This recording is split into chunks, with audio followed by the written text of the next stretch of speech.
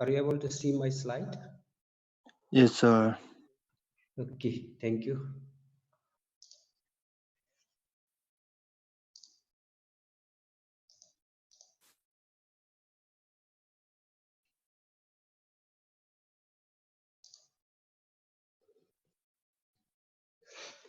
Okay, so today we will be learning on normal and alert state in a power system. So which means in a power system, if it is in a normal and alert state in a power system, what type of control we have to carry it out. Okay, so basically we will learn what are the different types of control or control technique we have to carry it out in normal and alert state in a power system. Okay, so already we have learned in the earlier lecture that the different types of power system state, and then also we have learned that how to estimate. Okay, so there are basically two types, static and dynamic, and then you know that dynamic is in the infancy stage where and we mostly use the static states. Then you can use that static states and then estimate the power system, right? So based on that data you can say that power system is in the normal or alert state or emergency state or restorative state. Okay, but just today's lecture we'll see how to control if the power system is in the alert state, what measures you have to take it to bring back to normal. Even in normal state sometimes you may have to do a control. Okay, so we'll see that. Okay, so today's lecture will be basically on normal and alert state in a power system, and then normally in this state we'll call it as preventive control. So how to carry out the preventive control so that our power system state will not go to the emergency state or blackout we call it, right? Or in extreme state or restorative state. Okay, so but we already learned that how to estimate the normal and alert state. Okay, and then we know what condition, at what condition we'll call it as a normal state and alert state. Okay, so first we'll see, this is about our today's lecture. Okay, so objectives on today's lecture will be different states in a power system, but here we'll basically focus towards normal and alert state. Then another one is schematic of security assessment procedures, how to carry out the security assessment. Then after that, okay, when carried out the security assessment, then you will be able to know that whether your power system state is in the normal or alert state. So based on that, we have to do preventive rescheduling of generation, which we call it as a preventive control measure. Okay, so that our power system will not enter to the emergency or in extreme state or restorative states. Okay, this is the objectives of today's lecture. Okay, first, already we have learned, this is just like a revision only. So we have seen that in the earlier lecture, there are two ways which we can estimate the power system operating states, right? One is static, another one is dynamic. And then here in our discussion, we'll focus more towards the static, because in dynamic state uh, estimation, so even if you can observe that there is some problem or if there is some loss of synchronization taking place, but it will take place within a second and you as an operator may see that, but you cannot do any control or corrective action in dynamic states. But in this dynamic state, basically it will be used for automatic control or protection strategies only. Okay, which means less human involvement, there is a automatic control measures. In such case, we'll use the dynamic state information. But our lecture today will focus towards where operator has a certain maximum degree of control. So we, from where we'll get this? So we will get from static estimate. Okay, so in using a data, we can also carry out the system operating state by the method of static estimate. Okay, so in static estimation, what we will find is operator or system operator has a static estimate of all the system variables. Okay, so what you will get is you will get the data of voltage, current, phase angular differences, and then what you can do is, so now using that data you can check whether the state can be characterized as a normal, alert, or emergency state. Okay, using that state. So that estimate is known as static. But dynamic means system operator may not be able to utilize this all time frame. Okay, because that time frame will be very limited. Okay, so you will be able to observe that there is loss of synchronization. Example, loss of synchronization is taking place, but it will take place within a second or a fraction of the second, where operator will just see, you cannot do any corrective action within a second. As an operator, we will not be able to do, but this type of information you will use in the automatic control. So if you have an automatic control install in your system, then this type of thing. But today's lecture will focus towards the static. Okay, so now when you will call it as a power system in normal state and then alert states, already we have learned. Okay, so but today it is just like a revision we are carrying out. Okay, so for our today's lecture, so we'll focus toward this static state estimation only, not the dynamic, because in dynamic static state estimation, operator has a maximum degree to control that, whereas dynamic you have very minimal, because it has to be used by the automatic control only. Okay, so what you can do is we'll focus towards the static state estimation and then see how we can control the power system from going to the emergency state or any extreme state or restorative state. Okay, but before that already we have learned, but it's like a revision. So you know that when we will call the power system state in normal state. Okay, so if all the system or if all the equipment in the system are within their respective limits, right? Voltage has its maximum and minimum value which we have to fulfill, power also we having that, then we call it as the system is either in normal or alert state. Okay, only difference between a normal and alert state is, see, in alert state, if there is little bit of disturbances, which we call it as power system security, if then it will go to the emergency states. Okay, so in such case we call it as alert state, but in normal states it will be withstanding, which means power system can withstand the potential contingency, like if there is a fault by line tripping or generator tripping also, then it will not lose the equipment limit, okay, or it will not violate the equipment limits, or it will also withstand the stability, or we will not lose the stability. If it is in this state, then we can say that the system is in normal or secure state. Okay, if there is a potential contingency or disturbances like fault, if there is fault also, then it will not violate the equipment limits, or nor it will lose the stability also. Means it will be within the equipment limit and then it will not lose the stability. So in such type of state, so we will call it as normal state.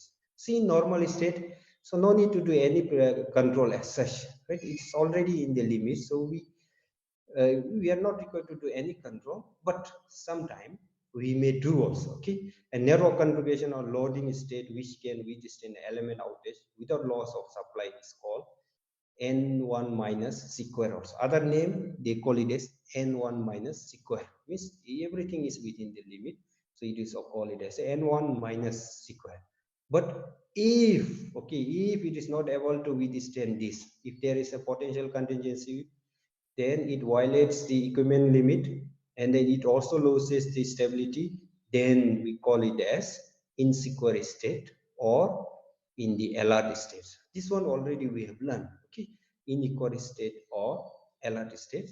So now what we can do is, so by potential contingency do not mean that contingency has occurred, but has a finite chance of occurring. So which means if there is state, then it will try to enter to the emergency state. So in such case, what we have to do is, so we don't want our power system state to be in the emergency state. We want to bring back to the secure state from alert state. So in such case, what we have to do is we have to adopt certain control technique. Okay, so that control is known as a preventive. Okay, so we'll see that. But before we explain about the preventive, now what you have to do is first normal and alert states to find out whether which state the power system it is. So we have to carry out these two types of tests.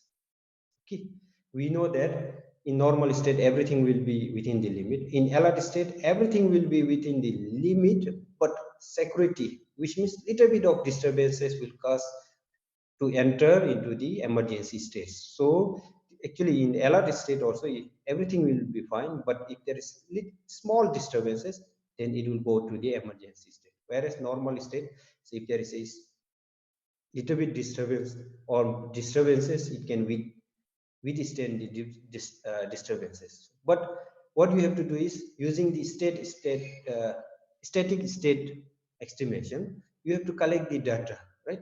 So now using that data, as an operator, we have to carry out these two types of dynamic, these two type of tests, and then identify whether the power system is in the normal state or alert state. Okay, which means to distinguish between normal state and alert state, a system operator. So you will become a system operator later on, and then it has to carry out the following studies. Okay, using the network configuration, load and generation values obtained from static state estimation procedure. So you know how to collect this. So now using these data, you have to do these following tests. One is static security analysis, another one is dynamic security analysis. Using these two tests, then you will be able to know that whether the power system is in the normal state or alert state. Okay, because in normal and alert state we know that everything is within the limit, right? So we will not be able to differentiate between normal and alert state. So if you perform these two tests, then you can say that it is within the normal or in the alert state. So now if you are able to know the normal and alert state, so now you will be able to carry out the different types of control, so that you will bring back to the normal state, or if it is in the normal state, you are not required to do any controlled measures, right? So such case we have to do these two tests. Okay, so now you read this, how you will carry out the static security analysis and then dynamic security analysis. Actually we have to do these two tests to estimate whether the power system is in the normal or alert state from the data you have collected using a state estimation procedure or static state estimation procedure. Actually, when we talk about the static security analysis, we are mainly focusing on the checking for equipment limit violation, which means voltage violation, everything will be there, right? If it is within the that limit, then we can say security it is in the alert or normal state. Okay, so similarly in dynamic security analysis, what you will do is checking the stability of the system. Sometimes you may get that your system, everything is within the limit. It is not violating the limit, equipment limit. But when you check for the stability of the system, then system may not be in the stable. Okay, so in such case, then you can say that your power system is in the alert state. Okay, so this two tests has been performed to say whether the power system is in the normal or alert state. Okay, so now we are performing this test, and now let's assume that we have performed that, and then power system is in the normal state or alert state. So after identifying this state, then we have to do a different types of control. Okay, so then in this normal and alert state, so what you have to do is, so to choose this data, so you can see that there are different types of data involved. So but what you can do is, so now we assume that we have identified the uh, different states of the power system by doing above two tests, and then when you do above two tests, it came out to be normal. Let's assume that it is in the normal state.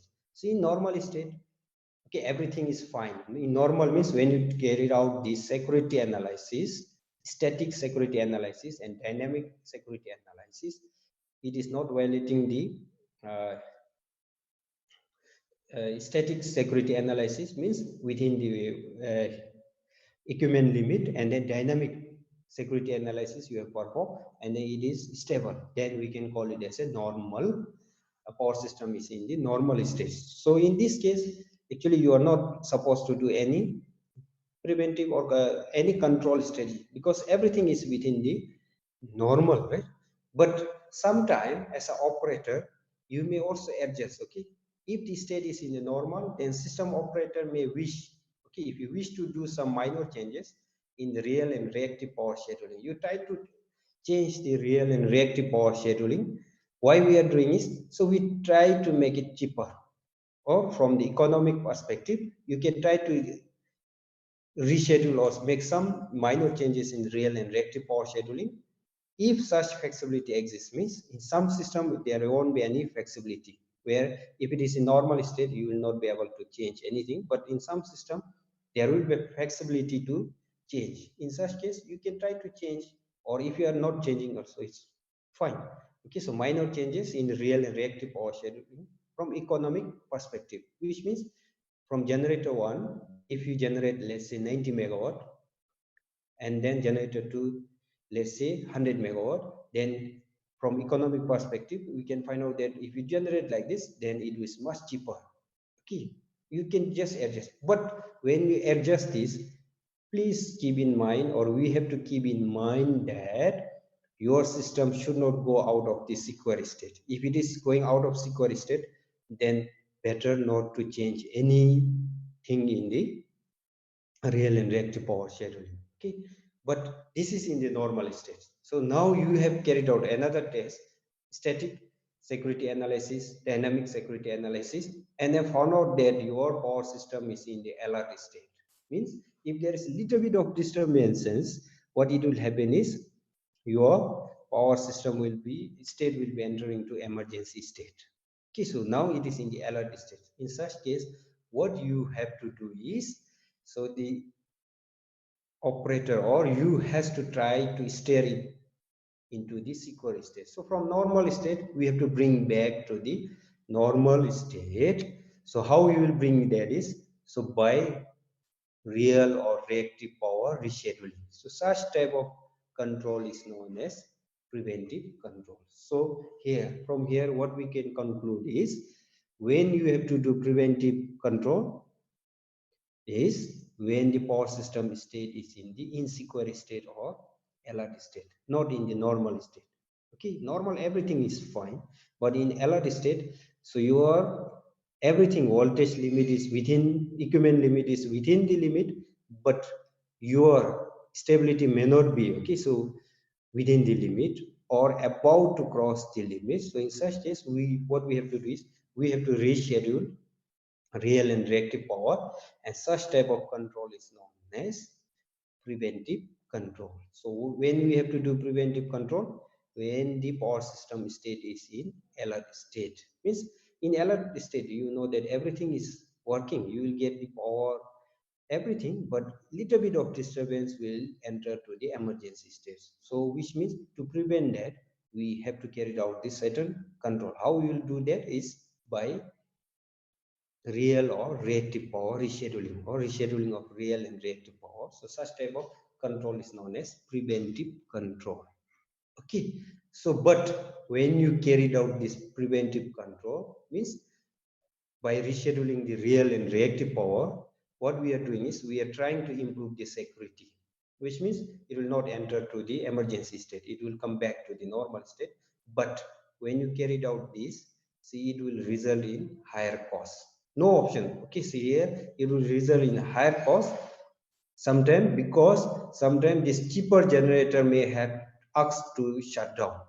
Okay, cheaper generator are asked to back down, or sometimes you may have to generate for less from the cheaper generator, and then your cost will shoot up. Okay, so and their generated power, well, costlier one are ramp up. Or sometimes, okay, when you carry out this preventive control, how you are carrying out is rescheduling the reactive and real and reactive power rescheduling. In such case, sometimes what you have to do is cheaper generator may have to be shut down or back down, and then we have to instruct the generator which is generating higher cost, may have to be make them to functions. In such case, what you will do is cost, overall cost of the energy will shoot up, but there is no option.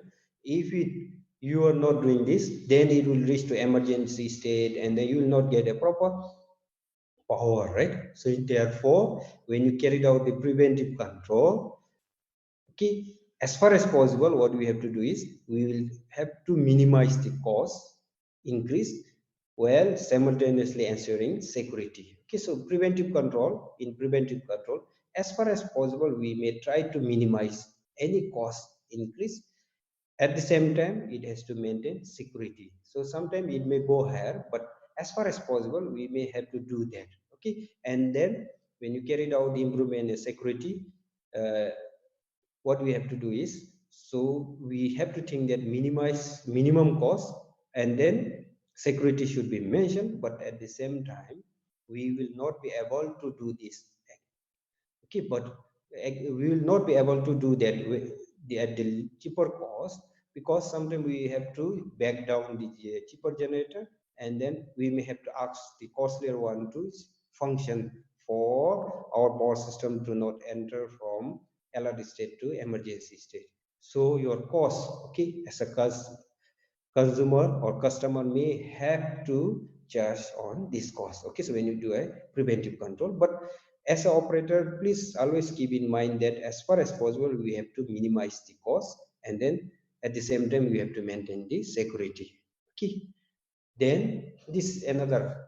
Okay, so how we can carry out this? Earlier on, I have just said the theory and all, but this is a step schematic of security assessment procedure, how to carry out the security assessment. Okay, so first what you have to do is, in such case, first static data acquisition means you have to collect the voltage, power, and the raw measurement status of circuit breaker and all from the remote area. Okay, you have to collect from that remote area. For example, our BPSO has to collect the data from Chuka, Kurichu, and then Tala, and then so on. Right? So what data you will collect is voltage, power, and then all. And then what you have to do is, after collecting this, then you have to carry out the static state estimation. Normally it says it will take 10 seconds to 1 minute, execute every 10 seconds to 1 minute. In this one, what you will do is you have to estimate, okay, static state estimate. Okay, so we have to carry out that two tests, security analysis and a dynamic analysis. And then from here, so after carrying out that, so you will be able to know that, okay, what you will know is using this static and dynamic, okay, after carrying out this static state estimation, then you have to carry out the static or dynamic security analysis. So after carrying out this dynamic or static security analysis, then you will be able to know that whether the system is in the normal state or alert state. Okay, you will be able to know normal or alert state. So based on this, then you have to do a security constraint optimum power flow, which means you have to do a rescheduling of real and reactive power. Okay, so once more I will explain on this procedure. First, data acquisition, which means static data acquisition from remote areas. So example, I have given PPS. So we'll collect this all data. Then after that, what they will do is they will initiate the static state estimation. Using this static state estimation, at least you can say that whether this system is in the normal or alert or emergency state. Okay. But what you have to do is next is to identify whether it is in normal or okay, to identify normal or alert state, you have to carry it out. Okay, to ascertain that, we have to carry it out static or dynamic security analysis. So after performing that, say it will be executing every after 1 to 10 minutes, then you will be able to identify whether it is in the normal state or alert state. Okay, then based on this, we have to do security constraint optimum power flow for 10 to every execute, it has to execute it every 10 to 30 minutes. And then based on this, so we have to carry out the rescheduling of this. Okay, so basically this is how we can carry out the security assessment. Okay, so now with example we will see that. Okay, so just one example to carry out the preventive control. Okay, So now let's assume that there are two generators. Okay, so two generator supplying a load at this C via the transmission line, 1, 2, 3, 4 transmission line, right? Two generator supplying a load at bus C via the transmission line, and let's assume that each bus has a nominal voltage of 1. Okay, just for our simplicity, we'll assume that it has a nominal voltage of 1, and then also we will assume that phase angle differences between the voltage at the two buses, that is sine del difference, should be equal to del difference, and cos del difference is equal to 1 for our simplicity. Okay, because if we can assume like this, then our load flow will become simple, or load flow circuit solution will become very simple. And then also let's assume that this transmission line limit, which we have learned in unit 1, should not exist its limit. So this transmission line limits in unit 1, we have said that it should not exceed 1500 megawatt. Okay, but there, when we carried out security analysis, we have to consider all other limits, but for our lecture we limit towards it should not exceed the thermal limit of the transmission line, which is 1500 rpm. Okay, there are other limits due to voltage and stability, but we will restrict only to the thermal limit, so that, okay, for our simplicity. Okay, so this is a scenario it has been created. Okay, so we'll assume that there are two generators and it will supply load via the transmission at bus C. Okay, so now this is one scenario, and then what we will do is we will see that this transmission line should not exceed the thermal limit. Okay, we assume that thermal limit of lines are equal, and they will dictate the power flow should not exceed 1500 megawatt, which we have learned in unit 1. Okay, we will only see about the thermal limit. So now with this we will see case 1. Now in case 1, we assume that generator A is generating 1500 megawatt, B is generating 750 megawatt, and then load it has to feed is 2250 megawatt. Okay, we are assuming this is operating condition 1. Okay, so under this operating condition, what we have to do is the flows for all lines are below the 1500 rpm for every line. Okay, so not rpm, megawatt, because we have assumed the transmission line thermal limit is 1500 rpm. It should not exceed 1500 rpm. Sorry, megawatt. So now generator A is generating 1500 megawatt, then generator B is generating 750 megawatt, and load it has to feed is 250 megawatt. Okay, so that now we assume that in this transmission line, that is A to B, A will be transmitting, okay, 187.5 megawatt. Okay, so if we subtract this 1500 minus 1500 minus 187.5, so you will get, okay, how much we will get is, so 1500 minus, okay, 1500 minus 187 is in the transmission line A to B. So what you will get is remaining will be 1312.5 megawatt, and this megawatt has to be transmitted via the transmission line A and B. Sorry, A and C. There are two transmission lines, so the resistance also same, impedance also same. So we'll divide by 2, and then we'll find that 656.25 megawatt means each transmission line. And then here it will add up, right? So 187.5 plus 750, you will get 937.5 megawatt. Okay, so in this operating condition, it is not violating the thermal limit. Okay, so each transmission line here it is 187.5 megawatt, but its capacity is 1500. And similarly, between B and C, 937.5, but its capacity is 1500. Similarly for A and C, so it is not violating, right? So in operating condition 1, it is not violating. Okay, so which means the steady state power flow subsequent to loss of one line. So now next we'll see that there is some problem in one line of here AC. Okay, now if there is one problem in this line, whether it will be within the limit or not, we have to see that. Okay, so see here, the steady state power flow subsequent to loss of one line between A and C is shown in the figure on the left. So now here in this figure 2, we have assumed that one line has been, there is some problem in the one line. Okay, so now if there is a problem in one line, now we have to verify whether the system will be in the sequence or in sequence state, sequence or normal state. So now one line there is a problem, and then we have to verify that if there is losses, one line loss, whether other line will be overloaded or not. If it is overloaded, then we call it is in the in sequence state. But if it is not overloading, then it will be in the sequence state only. So now one can verify the loss of any one line will not cause anything of the remaining lines to overload. Okay, so which means, so now one line has, there is problem in the one line between A and C. So now we can adjust. Generation we cannot adjust just now, right?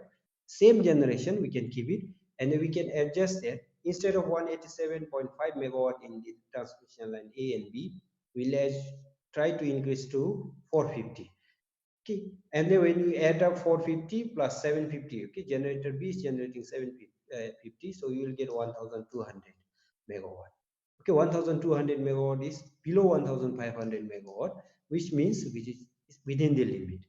And similarly, so 450 is transmitting via the line A, B. So now AC, so 1500 minus 450 will be equal to 1050. So if we add up these two, still we are supplying the required load here, 2250 megawatt, which means even though there is some problem in one line between transmission line A and B, so there is no overloading in any of this line, which means still this operating condition is in the normal state. Okay, that's the operating condition is said to be steady state, sequence or normal for line outage contingency, which means there is one line outages, even then it is within the limit, required limit 1500 megawatt, and then we are supplying the required load by using the required by the generation. So which means it is still in the normal state. This is case 1. Now we'll see another case, case 2. Okay, so let's assume that in case 2, generator A is generating 2000 megawatt, B is generating 1000 megawatt, and the total load we have to supply is 300 megawatt. Okay, in this case, so now let's assume that transmission line A, B is transmitting 250 megawatts. So 250 plus 1000, you will get 1250. So this is within the limit only, right? 1500, it should not cross 1500. Then 2000 minus 250, you will get and divide by 2. So you will get in this two line 875 megawatts, 875 megawatt each. Okay, so which is within the limit only. Still it is within the limit, and if you add up these two, then you will get 3000 megawatt, means we are supplying the load. Okay, this is in the normal state, right?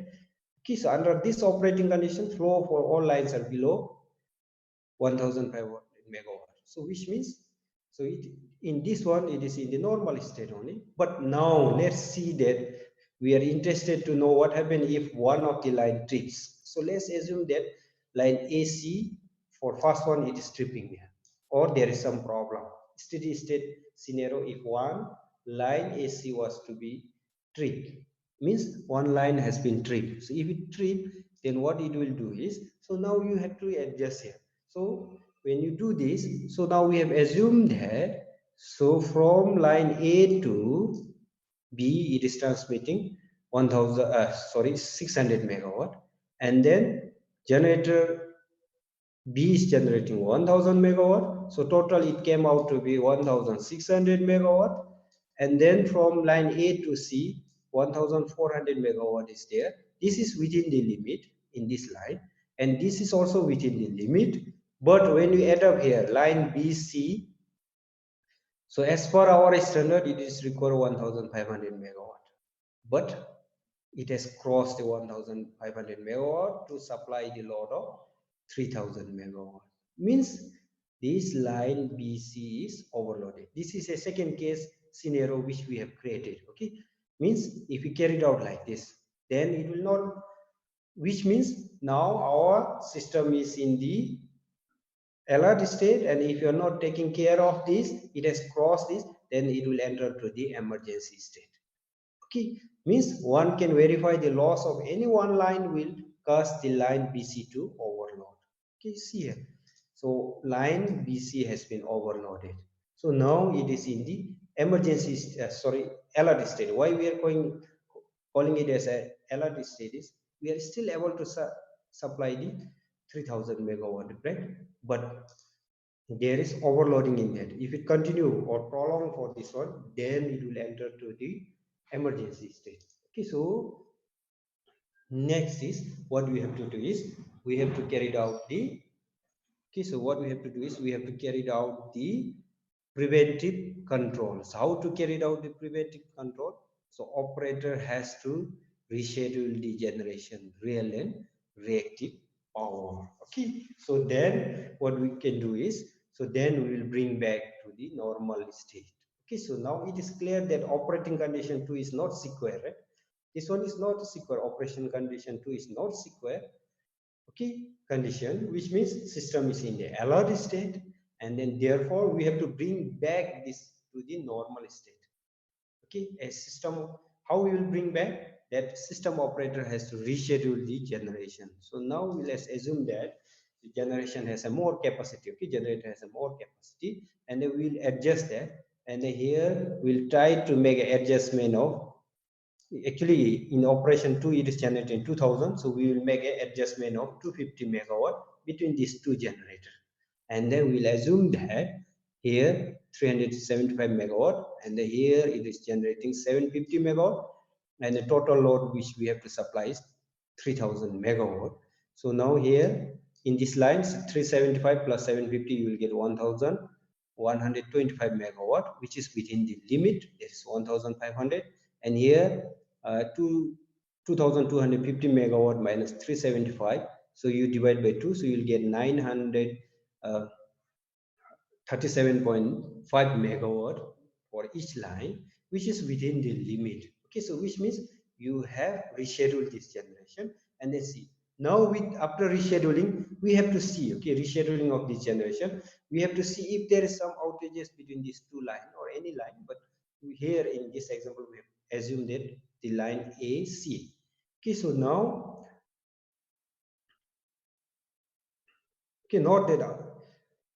Okay, so now when you, if there is some problem of line, see here, so now you will get here, so now 1500, we assume that here it is a 750, and here it is generating 750 because we have rescheduled and make it 750. Generator A we have increased by 250, which is totaling to 2250, and then 750 plus 750 you are getting 1500 megawatt. Similarly here uh, uh, 2250 minus 750 you will get 1500 megawatt, and then total load is still 3000 megawatt only. So if you do this, so what you are getting is still it is within the limit, right? 1500, 1500, it has been not overloaded. And then, okay, so this is how we will bring back the alert state to the normal state by rescheduling the generation. We call it as a preventive rescheduling. Okay, so once more I will explain here. So if I explain here, okay, so once more I will explain here. Okay, so now in the rescheduling what we are doing is, so we are adjusting 250 megawatt, and then so when we adjust 250 megawatt, and then here we have make adjustment, right? 1000 minus 250 you will get 750. We have adjusted this between two generation, and then we adjusted a flow here, and it has found out that, okay, so if there is some problem in the line also, it will remain within the limit 1500 limit only. Okay, so that is how we will bring back from the alert state to the normal state. Okay, alert state to the normal state. And then for this one, so when you do this such type of thing, there is chances that rescheduling will increase the cost also. Okay, if the generation at A is costly, so sometimes there is chances that in generation cost of generator A is costlier than B, we have rescheduled such a way that, so what it will happen is this rescheduling may increase the cost, okay, but it will improve the security. So this price one has to pay for improved security. Okay, this is how we carried out the preventive. Okay, so this all you try to read this also concluding note. You try to see that and then try to read this and then please try to understand it. Okay, so since I will go a little bit go now because my patrolling team are calling me. Okay, so now that's all about the today's lecture. Today's lecture is very simple and an interesting one. Just what we have to know is, so how to carry out the identify normal and alert state.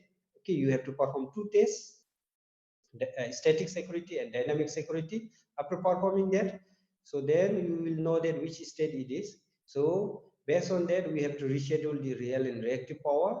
So after that, so then we will bring back to the normal state. Okay, if that state is not working, then it will enter to the emergency state. So next lecture we'll see on the emergency, how to do an emergency control. And then today we have learned about this one example. Okay, so case one also we have seen, and then we have case 2. In case 1 everything is normal, so then case 2, so one line is overloading, which means in its alert states. When it is in the alert state, we have to bring back to the normal state. So normal state, how we will do is, so then we have to adjust between this generation, means rescheduling, preventive rescheduling between the generator.